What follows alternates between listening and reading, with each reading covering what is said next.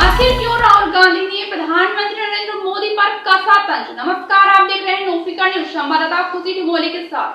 लद्दाख के मशहूर climate activist Sonam Wangchuck और अन्य एक्टिविस्ट लेह से नई दिल्ली तक पैदल मार्च पर निकले हैं ताकि केंद्र सरकार से लद्दाख के साथ उनकी मांगों के संबंध में बातचीत फिर से शुरू करने का आग्रह किया जा सके। उनकी प्रमुख मांगों में से एक यह है कि लद्दाख को संविधान की 6वीं अनुसूची में शामिल किया जाए और लद्दाख पे एक और संसदीय सीट को बढ़ाया जाए, जिससे स्थानीय जनता को अपनी भूमि और सांस्कृतिक पहचान की रक्षा के लिए कानून बनाने की शक्ति मिल सके। इसको लेकर लद्दाख की जनता 2019 से ही धरना प्रदर्शन कर रही है। सोनम वांगचुक और लगभग 75 स्वयंसेवकों ने 1 सितंबर को लेह से अपना पैदल मार्च शुरू कर दिया था और वह इससे पहले किस दिन की भूख हड़ताल भी कर चुके हैं, लेकिन सोमवार को देर रात में सोनम वांगचुक और उनके समर्थकों को दिल्ली पुलिस ने हिरासत में ले लिया।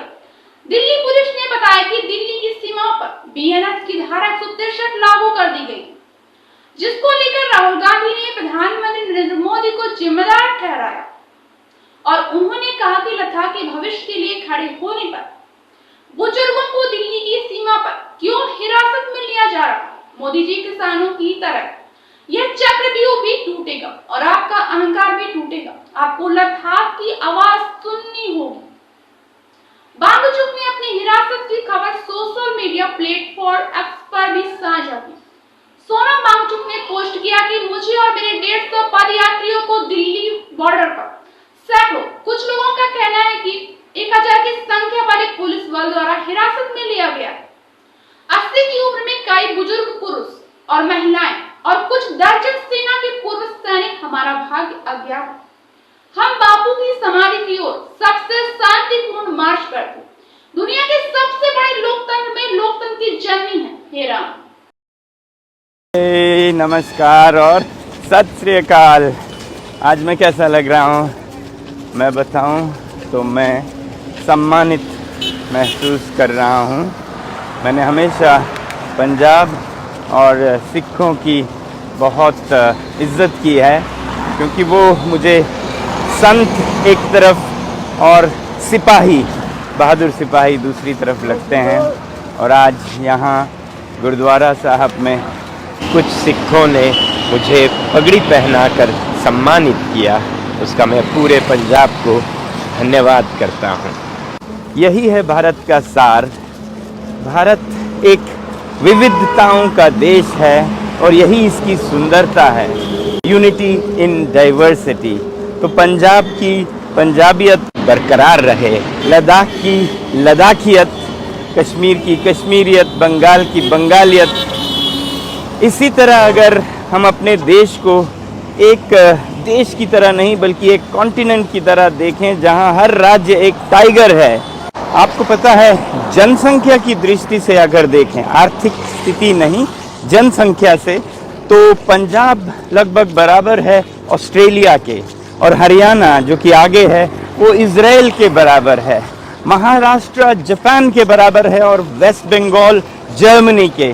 तो ज़रा सोचिए, अगर हर राज्य को एक टाइगर बनने का मौका मिलता है तो भारत की खुशहाली कितनी बड़ी होगी, साख्त कितना बड़ा होगा दुनिया में। और यही विविधता हम खोज रहे हैं लद्दाख के लिए 6वें शेड्यूल में, क्योंकि वो लद्दाख की लद्दाखियत को बरकरार रखने का मौका देता है। हम जा रहे हैं दिल्ली यही याद दिलाने हमारे शीर्ष नेताओं से। 2 अक्टूबर बापूजी के जन्मदिन पर आपसे मिलेंगे। जिले जय हिंद। जिले नमस्कार। अभी थोड़ी देर पहले हम पंजाब हरियाणा के बॉर्डर पर पहुंचे और वहां से हम बसों में चढ़े हैं। अभी हरियाणा को क्रॉस कर रहे हैं बसों में, क्योंकि हमने आपसे पहले भी कहा यहाँ पर चुनाव हो रहे हैं, संवेदनशील है और हम किसी भी राजनीतिक रंग में नहीं रंगना चाहते, इसलिए इसे पवित्र रखते हुए हरियाणा को लांघ कर हम दिल्ली में सिंघू बॉर्डर पर पहुंचेंगे और वहीं रात गुजारेंगे। और कल सुबह 6:30 बजे हम वहां से फिर पैदल मार्च करेंगे मजनू के टीले तक, और परसों सुबह 9 बजे मार्च करेंगे 2 अक्टूबर को बापू की जन्मदिन पर उनकी समाधि राजघाट तक हम मार्च करेंगे।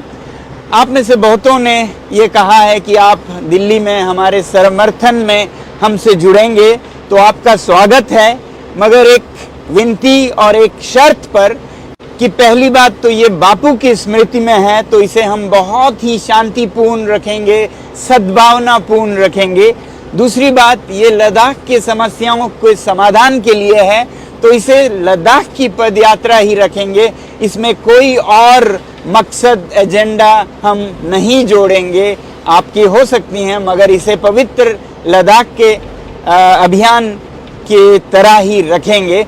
इसलिए आपको बहुत ज़रूरी कुछ सूचनाएं देनी थी, विनती करनी थी कि हम कल और परसों दिल्ली के सड़कों पर दिल्ली की जनता का सम्मान करते हुए कोई नारेबाजी नहीं करेंगे, जिंदाबाद मुर्दाबाद ऐसा करना लद्दाख की परंपरा नहीं है।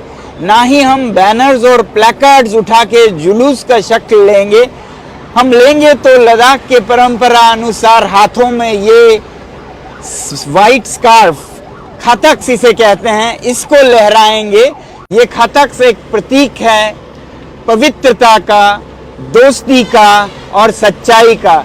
बस इसे लहराते जाएंगे और प्यार का, सच्चाई का, पवित्रता का संदेश देते हुए खामोशी से, फिर एक बार कह रहा हूँ, खामोशी से हम चलेंगे दिल्ली के सड़कों पर, ठीक वैसे ही जैसे हम चंडीगढ़ की सड़कों पर बहुत ही खामोशी से एक मौन मार्च में चले थे।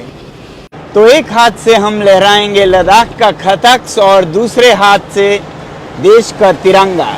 इतना ही आपसे विनती करना चाहता था। बहुत बहुत धन्यवाद। कल पदयात्रा शुरू होगी सिंघू बॉर्डर से 6:30 बजे सुबह और परसों 9 बजे मजनू का टीले से राजघाट तक। बहुत बहुत धन्यवाद। जय हिंद।